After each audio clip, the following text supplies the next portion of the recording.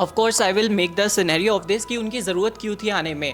सो Britishers के साथ में क्या हो रहा था that in the European country. Britishers जो फर्स्टली जब आए थे तो वो उनका मेनली फोकस था केवल ट्रेड, क्योंकि उस टाइम में जैसे कि India The Britishers, when they came in India, it was accidental initially for a very short period of time, but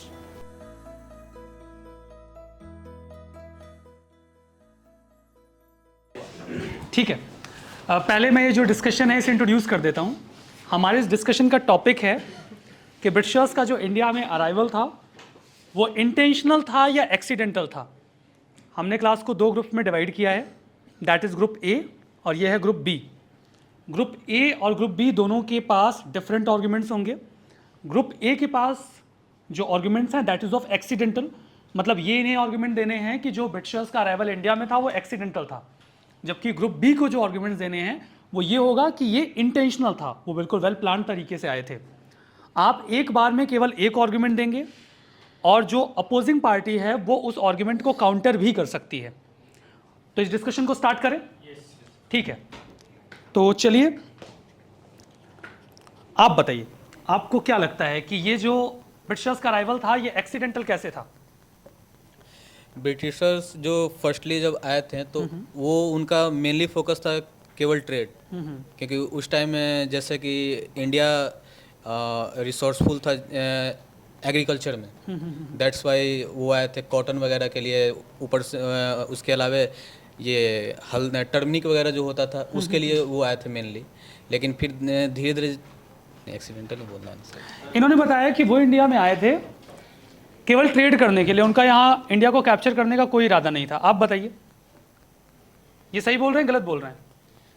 sir India वो लोग यहाँ पर इंटेंशनल के लिए, मतलब इंटेंशनल पॉइंट ऑफ व्यू से ही आए थे. ऐसा आपको क्यों लगता है? सर बिकॉज मैं हिस्टोरियन जूडिथ ब्राउन का व्यू पॉइंट यहाँ पे बोलना चाहूँगी. बिकॉज वो जब यहाँ पर आए थे तो पहले तो ट्रेड किया उन्होंने, बट उस टाइम जब यूरोप में जो भी कॉन्सिक्वेंसेस दे वर फेसिंग, तो उन्हें एक प्रॉपर प्लेस चाहिए था जहाँ पे वो अपना लाइक ट्रेड एंड वो मतलब एक बस्ती टाइप वहाँ पे बसा सके. एंड जब वो लोग आए थे तो पहले तो डिप्लोमेटिक वे में वो लोग एनेक्स करना चाहते थे, लेकिन जब नादिर शाह का अटैक हुआ तो उन्हें पता लग गया कि वो लोग बैटल से भी इंडिया को अनेक्स कर सकते हैं.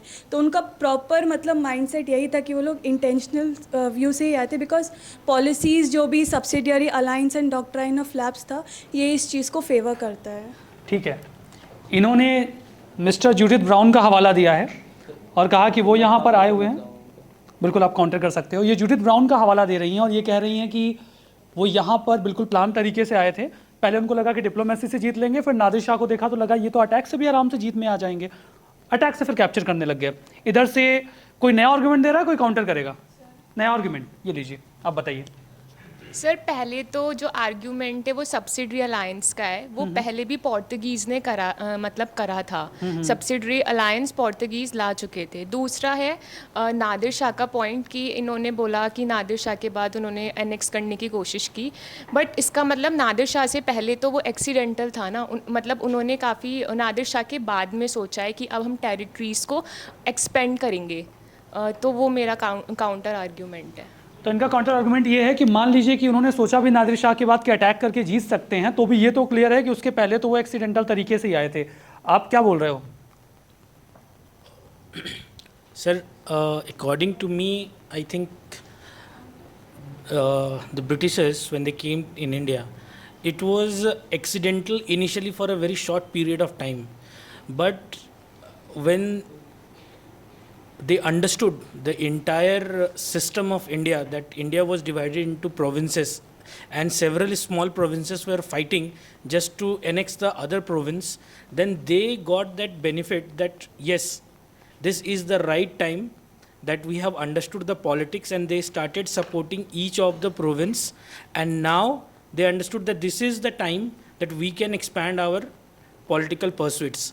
So on the other hand, we can also see that they were totally biased with the opinion that they are here for trade expansion. Now they wanted to take the charge of several coastal areas so that their naval trade can expand, and their factories, their warehouses can be planted over there. बिल्कुल counter करिएगा। इन्होंने कहा कि बहुत fraction of time के लिए अगर वो आए होंगे एक्सीडेंटल तो आए होंगे, लार्जली उन्होंने प्लान करके रखा था कि उन्हें यहाँ पे ऑक्यूपाई करना है। कोई है, किसी के पास है आर्गुमेंट यहाँ पे? पहले इनको बोलने दीजिए, फिर हम लोग उधर भी पहुँचते हैं। बताइए आपका क्या कहना है? Sir, there is a historian John Seeley.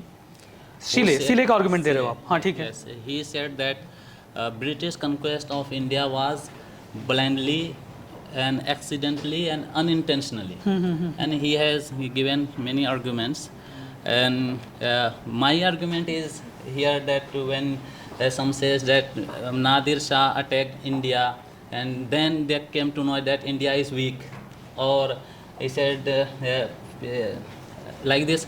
So I said before Nadir Shah, Britishers were enough capable because they had colony in USA, 13 colonies in 17th, 18th century. Yeah. And they had conquered Australia also, and Ireland also. So in South Africa also. So they had strong navy at that time also. But even they didn't capture Bengal or Madras or Mysore. They didn't capture. Actually, here rulers, Indian rulers, they disputed, they fought among themselves. Even they restored those rulers. बहुत बढ़िया argument दिया आपने, बहुत ही strong argument है कि उनके पास बहुत capacity थी इंडिया को पहले भी रूल करने की, लेकिन उन्होंने कभी एनेक्स करने का इनिशियली तो ट्राई नहीं किया। इनफैक्ट जब उन्होंने किसी किंगडम को जीता भी तो वहीं के रूलर्स को वहाँ पे इंस्टॉल कर दिया। इधर से कौन काउंटर करेगा इसको? कोई है? लो भाई बताओ। सब ब्रिटिश जो यहाँ पे कंक्वेस्ट किए थे इंडिया में वो इंटेंशनल ही था, क्योंकि 1607 पे इन्होंने यूएस पे पहली अपनी कॉलोनी बना चुके थे वर्जीनिया स्टेट पे, जेम्स टाउन के नाम पे। वो अपना खुद का बात वो कर दिया, क्योंकि जब सब जगह इंपीरियलिस्टिक नेचर से गए हुए थे तो फिर यहाँ भी तो वही नेचर। ये इन्होंने नया आर्गुमेंट दिया कि वो अमेरिका में भी जा चुके थे और वहां जाके उनका फंडामेंटल ऑब्जेक्टिव तो इंपीरियलिस्ट था, तो वो तो हर जगह जा ही उसी ऑब्जेक्टिव से रहे थे, तो यहाँ भी उसी ऑब्जेक्टिव से आए थे। और बताइए कौन है इधर? ठीक है, एक मिनट कर लीजिए आप अपना point. I'd just like to contradict his point, what he said, that yes, they were very capable, but if we study the European nature, the British nature, how they came, they were very diplomatic and they were very far-sighted. They were more interested to understand the Indian politics, and as he said that they went to America, they went to Ireland, they went to Australia. These lands were not as diversified as India was at that time. The rich heritage of India, the diversity of the kings in India, the diversity of the language in India, that was not there. They could have annexed India long back, but the kingship until Aurangzeb was so strong that they did not get that opportunity to put their foothold very strong. ये आपका बढ़िया argument था कि मान लीजिए कि वो यहाँ पर नहीं भी बहुत पावरफुल होने के बाद भी कैप्चर नहीं करते हैं, तो वो कर नहीं पाए और बाकी जगहों की तुलना में ज़्यादा रिच था, तो यहाँ प्रॉपर इंटेंशन के साथ आए थे। यहाँ पे हाँ आप बताइए। सर एक्चुअली जब ब्रिटिशर्स इंडिया में आए थे तो वो टोटली अनइंटेंशनल था, बिकॉज अगर हम औरंगजेब की बात करें तो औरंगजेब तक वो लोग अगर चाहते भी तो वो नहीं कर सकते थे, because at that time they were not that much capable. But after Aurangzeb in 1707 sir war of succession start हो गया था, उसके बाद कोई भी मतलब उतना कैपेबल नहीं था औरंगजेब के। अगर मतलब हम सक्सेसर्स की बात करें, सक्सेसर्स की अगर हम बात करें तो सर एक तो ये भी रीज़न हो सकता है कि वॉर ऑफ सक्सेशन इतना स्टार्ट हो गया था, और प्लस जो इंडियन स्टेट्स थे वो अपने आप में ही लड़ाई करते रहते थे जस्ट बिकॉज ऑफ एक्सपेंशनिस्ट उनकी पॉलिसीज़ थी। तो जब ब्रिटिशर्स इंडिया में आए थे वो टोटली अनइंटेंशनल था, बट जैसे जैसे उन्होंने देखा कि ये लोग आपस में ही लड़ते रहते हैं तो वो उन लोगों में मतलब इंडिया में आके वो चीज़ आई थी कि हम इंडिया को क्या बोलते हैं ऑक्यूपाई कर सकते हैं। और सर एक और रीज़न ये भी है कि जब सारी कंपनीज आई थी, जैसे पोर्तुगीज़ हो गए, डेन्स हो गए, फ्रेंच हो गए, इन लोगों ने क्या किया था, सबने आके अपना जो रिलीजन था उसको स्प्रेड किया, स्प्रेड करने की कोशिश की थी, लेकिन जो ब्रिटिशर्स थे वो उन लोगों ने ऐसा कभी नहीं किया। उन्होंने काम बहुत बाद में शुरू किया। बिल्कुल, बहुत बढ़िया। इनका ये कहना है कि शुरू में तो बिल्कुल अनइंटेंशनल आए थे, यहाँ आने के बाद उनको लगा कि ये बहुत फ्रेगमेंटेड है, तब उन्होंने मौके पे चौका लगाया। खैर, यहाँ से कौन काउंटर कर रहा है? इनको करने दीजिए। सर, जब मतलब ब्रिटिश वाले जब फर्स्ट टाइम आए थे जहांगीर की कोर्ट में, तो उन्होंने ऑल ओवर इंडिया में अपने फैक्ट्री लगाने का फरमान के प्रपोजल रखा था। अगर ये इंटेंशनल नहीं होता तो ऑल ओवर इंडिया के लिए ज़रूरी नहीं था, किसी एक प्लेस पे भी आप रख सकते थे। बहुत सही है। इनका आर्गुमेंट ये है कि अगर ये सिर्फ केवल ट्रेड ही करने आए थे तो ऑल ओवर इंडिया ये ट्रेडिंग पोस्ट क्यों मांग रहे थे, और नहीं मिला तो ये इतना उदास क्यों हो गए? सही बात है ना? ठीक है, आप क्या कह रहे हो इसके बारे में?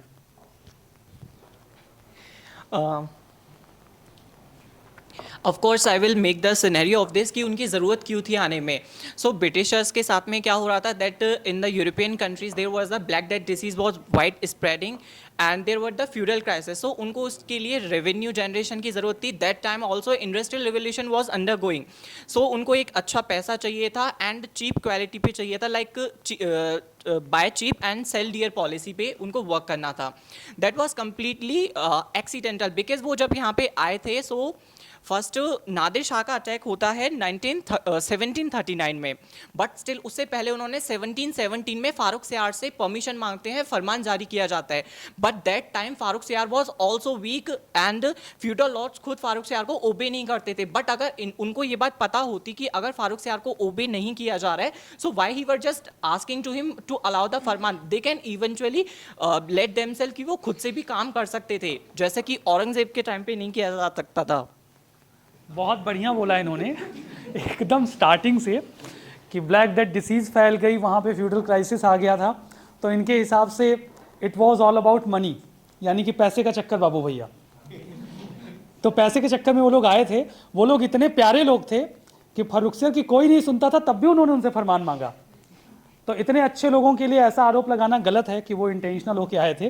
फिर भी आप बताइए यहाँ से कौन, इधर वाले भी कुछ आर्गुमेंट दो भाई, सब पीछे वाले लीड करेंगे। ये लोग सर, उनका पूरा प्लान था ब्रिटिश का, एक्सीडेंटल नहीं माना जा सकता। उनकी ट्रेड पॉलिसी से पता चलता है कि कोई भी ट्रेड को फ्लरिश नहीं करना देना चाहते हैं। यहाँ पे वो अकेले ही रहना चाहते हैं।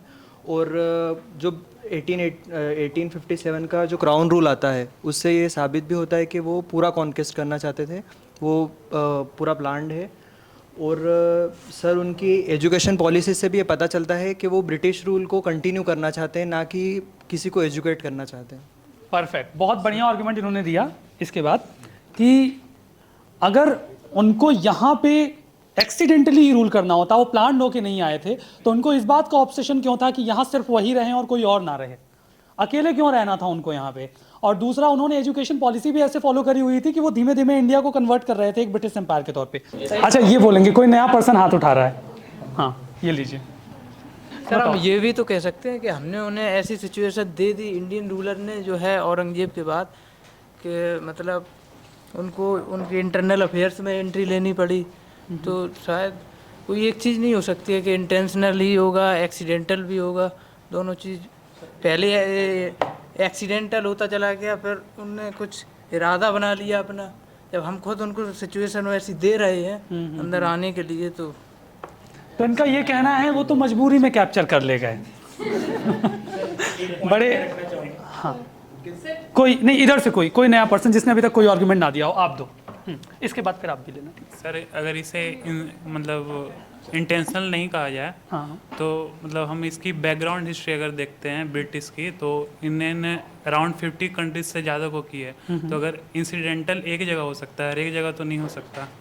ये भी बात सही है कि अगर एक्सीडेंटल होता तो एक जगह होता, पूरी दुनिया में हर जगह ब्रिटिशर्स की कॉलोनी एक्सीडेंटल बनती चली जा रही है। ये प्लान तो था, अगर प्लान नहीं होता तो दुनिया में हर जगह वो कैसे जा रहे थे? कौन करेगा काउंटर इसको? कौन? नहीं, आप ही कर दोगे। मैं तो उसके पॉइंट को, धोखेबाजी हो जाएगी फिर तो।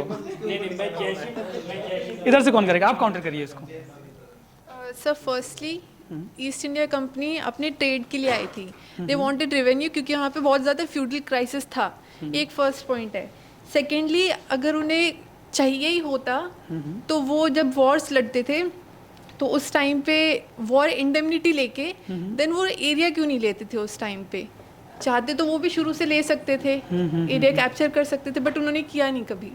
ये अच्छा पॉइंट इन्होंने दिया कि वो वॉर लड़ते थे लेकिन वॉर इंडेमनिटी ले लेते थे।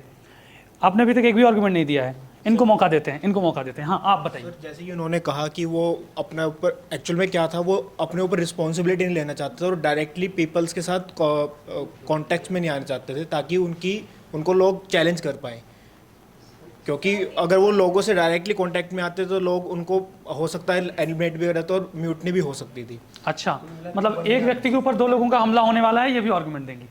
सर, इसमें ये पॉइंट भी ऐड कर सकते हैं कि उन्हें टाइटुलर हेड बनाना पड़ता था बिकॉज अफगान में जिस तरीके से सिटीजन्स ने अपोज किया था, तो इंडेमनिटी लेने के बाद टाइटुलर हेड भी बनाते थे एंड उनसे बाकी जितनी भी चीज़ें थी वो करवाते थे। मतलब वो इनडायरेक्टली चीज़ों को कैप्चर करते थे वॉर इंडेमनिटी लेके। इसके बाद इधर से भी ले लें आर्गुमेंट, एक व्यक्ति के ऊपर 2 लोगों का हमला काफ़ी है। इधर से कौन देने वाला है आर्गुमेंट? कोई बचा है? हाँ आप बचे हो, इनको हाँ इसके बाद आप लेना। सर ये डेफिनेटली एक्सीडेंटल था क्योंकि इतनी राइवलरी थी किंग्स के बीच में ही कि अगर वो किसी के साथ अलायंस बना के भी कॉन्कर करना चाहते थे तो वो टेरिटरी कॉन्कर कर लेते थे, और सिर्फ रिवेन्यू के लिए ही। ऐसा नहीं था कि वो उनका प्लान्ड था कि हाँ हमें यहाँ पे कॉन्कर करना है कुछ, सिर्फ वो तब भी रिवेन्यू के लिए ही अलायंस वगैरह बना रहे थे क्योंकि इंटर राइवलरीज थी किंग्स की। मतलब उन्होंने कई सारे अलायंसेस बनाए और उसके बाद ऑक्यूपाई भी करने की कैपेसिटी उनके पास थी, बट उन्होंने किया नहीं। तो कौन दे रहा है आर्गुमेंट? अच्छा आप काफ़ी देर से देना चाह रहे हैं। हाँ सर, वो वॉर कर सकते हैं लेकिन लोगों के अगेंस्ट काउंटर नहीं कर सकते, इसलिए उन्हें टाइटुलर हेड बनाना ज़रूरी था। And like she said subsidiary alliance दूसरों ने भी लिया था। डुप्लेक्स ने subsidiary alliance as a help offer किया था, कभी एनेक्स नहीं किया उस चीज़ को लेकर टेरिटरीज को। हाँ वो पैसे के बदले ठीक है देता था। आप भी कुछ कह रहे हो? हाँ sir, one thing I like to just that I'll just like to throw light on what she said and what she said, that ठीक है, I accept it that this was an accidental thing doesn't happen means for a span of 400 years. It happens once, twice, thrice. Okay, but when you are contemptuous to do something, that shows that you are intentional. Here I will just like to show something very important, that Indian kings were not as much aware as the Europeans were. This was the first point. Second, the advancements of the politics and the industrialization, what was happening in Europe, none of the kingdoms and none of the kings in India were aware about any of the military advancement, any of the tactfulness what these people were approaching with. Indian kings didn't had a vision. Third, as there was a crisis in Austria, and from there Austria, French, these wars were happening and these wars were a planned wars. So this was a big education political field for Britishers, which was lacked by the Indian kings. So they were politically very advanced. That was not there in India. बहुत बढ़िया argument दिया इन्होंने कि accident बार बार थोड़ी होता है, 400 सालों में एक्सीडेंट थोड़ी होगा। वैसे देखिए पॉइंट्स ये वाली टीम भारी पड़ रही है, जेन्युइनली भारी पड़ रही है, जबकि इनके पास स्टैंड वीक है, लेकिन फिर भी टीम भारी पड़ रही है क्योंकि यहाँ से तगड़े आर्गुमेंट नहीं आ रहे हैं। कोई तो देगा तगड़ा आर्गुमेंट। अभी तक कौन नहीं बोला है? आप भी कुछ लीड लीजिए। कुछ भी नहीं? ओके आप। हाँ छोटा सा पॉइंट ऐड करना चाहूँगी कि यस यहाँ पे lack of exposure to industrial revolution था, बट वो उन्हें यहाँ पे आने के बाद पता चला। ऐसा नहीं था कि उन्हें पहले से पता था तो वो प्लान करके आए थे। They came here, they came to know about these things, then they were very much aware about the Indian trade from the Silk Route. मतलब इनका कहना है कि वो यहाँ पर आए तो उन्हें समझ में आया कि यहाँ पे कितने रिच रिसोर्सेज हैं और इसे कैसे कैप्चर करना है। ठीक है, धीमे धीमे। अच्छा आप भी कुछ बोलना चाह रहे हो? हाँ बताओ। सर, जो व्हाइट मैन बॉर्डन थ्योरी था लोगों को सिविलाइज करने के लिए, वो एक्चुअली में धोखा था। एक्चुअली उसके लिए मतलब ये जो एक कंपनी था बिजनेस करने के लिए आई है, तो उनका मेन इंटेंशन था maximum trade to maximum profit, to desire to more profit. तो इसीलिए जैसे वो देखे इधर मतलब इंटरनल कॉन्फ्लिक्ट ज़्यादा हो रहा है, तो इसीलिए उनको मौका मिल गया। तो कैसे मतलब पॉलिटिकली और एडमिनिस्ट्रेटिवली दोनों की तरफ से हम लोग इंटरफेयर करेंगे, तो इसीलिए ज़्यादा ट्रेड और ज़्यादा। आप अपनी टीम के खिलाफ में बोल रहे हो, समझ में आ रहा है कि नहीं? नहीं सर, ये इंटेंशनली है, पूरा प्लान करके आए थे वो ऑक्यूपाई करने के लिए। ठीक है, नहीं सही जा रहा है, सही जा रहा है। This was प्लान करके आए थे वो ऑक्यूपाई करेंगे कैसे, धीरे धीरे वो ऑक्यूपाई करने लगे। हाँ ठीक है, मतलब वो प्लान करके आए थे। हाँ अच्छा, आप कुछ बोलोगे? ब्रिटिशर्स का आना एक्सीडेंटल इसलिए भी था क्योंकि पहले तो आ गए, लेकिन धीरे धीरे जब वो रूल करने के लिए जब थे, जब ये बैटल ऑफ प्लासी से स्टार्ट हुआ था मेनली, जब वो बंगाल पे जब कब्जा करते हैं, तो उसके लिए वो कोई इंटेंशनली उनका पहले से प्लान नहीं था। वो धीरे धीरे जैसे जैसे उनको मौका मिलते गया उस तरह से वो उसके अकॉर्डिंग ढलते गए, नहीं कि वो पहले से इस चीज़ का ठीक है हाँ। सर इसीलिए जब बैटल ऑफ प्लासी हुआ था उसके बाद ही बोला जाता है कि जो ब्रिटिशर्स का जो रूल है वो उधर से स्टार्ट होता है आफ्टर बैटल ऑफ प्लासी। और सर इसीलिए तो बोला जाता है ना कि जो ब्रिटिशर्स थे उन्होंने थ्रू वॉर और थ्रू टैक्टिक्स, मतलब पहले उन्होंने यूरोपियन पावर्स को हराया, फिर उन्होंने जो ये जो हमारे रीजनल पावर्स थी बंगाल और ये जो भी थे सारे अवध वगैरह, तो सर उन लोगों की अगर पहले प्लानिंग होती तो वो क्यों ये सारी चीज़ें करती, क्योंकि उन लोगों को पता नहीं था। और प्लस जो पॉलिसीज़ आई थी बाद में, जो सब्सिडरी अलायंस आया था, डॉक्ट्रिन ऑफ लैप्स, वो लोग ये सब सोच के नहीं आए थे। यहाँ पर आके उन्होंने जो कंडीशन देखी थी इंडिया की उसको उन्होंने जनरलाइज किया, फिर उसके अकॉर्डिंग वो लोग करते चले गए। चलिए देखिए, आज का ये जो पूरा डिस्कशन है वो बहुत इंटरेस्टिंग रहा, मज़ा भी आया। और कहा जाएगा दोनों टीम टक्कर की रही, दोनों लोगों मतलब देखा जाए तो स्टैंड जो है वो इनका ज़्यादा स्ट्रॉन्ग था, स्टैंड जो लिया गया था एक्सीडेंटल वाला, लेकिन इंटेंशनल से इतने भारी आर्गुमेंट आए कि लग रहा था कि वो जानबूझकर ही आए थे जबकि एक्सीडेंटल पे ज़्यादा स्ट्रॉन्ग आर्गुमेंट्स निकलते हैं। दोनों तरफ से बहुत बढ़िया बढ़िया आर्गुमेंट आए, बहुत इंटरेस्टिंग डिस्कशन था। हमने इसे 2 पार्ट्स में डिवाइड कर लिया, इसलिए ज़्यादा इंटरेस्टिंग हो गया बजाय इसके कि रैंडम कोई भी कुछ भी बोल रहा होता।